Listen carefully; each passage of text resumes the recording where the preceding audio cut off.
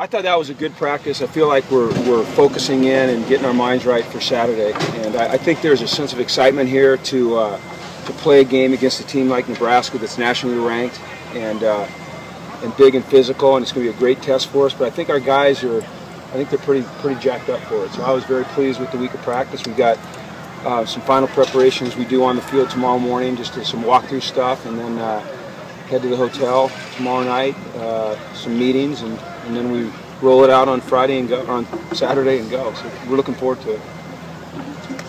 This kind of game, when you looked at the schedule when you first got here, that you thought maybe you would like a couple of weeks to prepare? No, I didn't. I was excited about the game.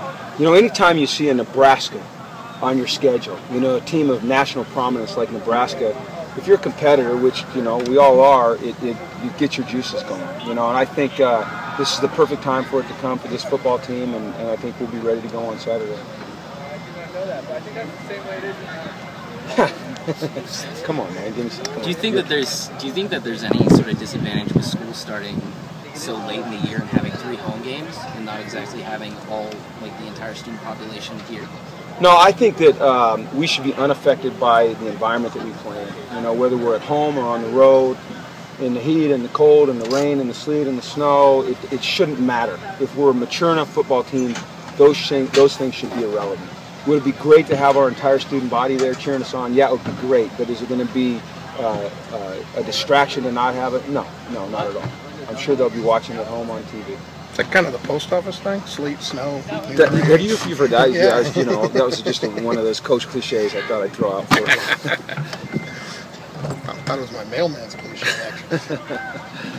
But no, it was a good week, and it's going to be a lot of fun. I'm excited to go play this game on Saturday. I want to see where we are as a football team and how we compete in this environment against this caliber of competition. And what aspect about their offense? I mean, besides Taylor, yeah, is that kind of worrying? Well, concerns you? their run game, their depth, you know, their efficiency running the ball. They, you know, whether Rex plays or not, they've got a stable of backs that can make it happen. They've got really good blocking tight ends. They've got an excellent scheme, and so I would say, you know, anytime a team gets its neck up on the run, it makes for a long day. You know, I'm talking about you know, option run. I'm talking about downhill, pound you type of runs. That's the stuff that you got to eliminate. Had 10 different guys catch passes last week. Any concern about how they spread that ball around like that? No. You know, you go out and you execute your coverage, and you know, every route has a progression, and that progression is based upon the coverage that they see. But I think, you know, what we do is we kind of concentrate on schemes rather than individuals. So we'll try to defend their concepts rather than individuals. And that's a general philosophy. You know, you obviously deviate that from that on occasion. But we had 8 guys, you know, and it's not something I noticed. So.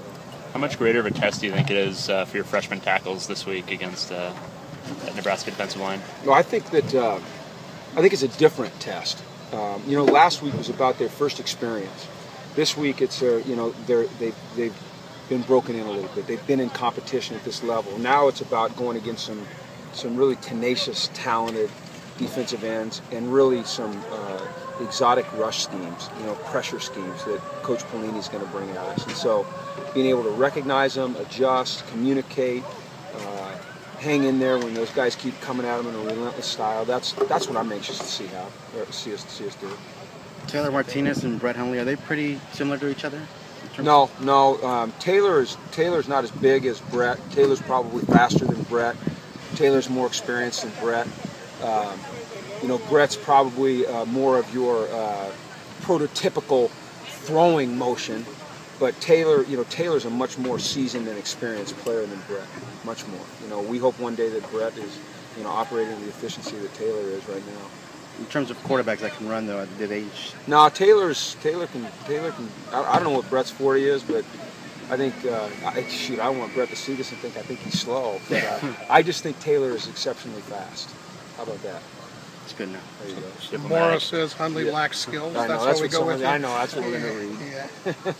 Are you planning anything different uniform-wise this weekend? No, traditional UCLA blue and gold, and it'd be fun to see it.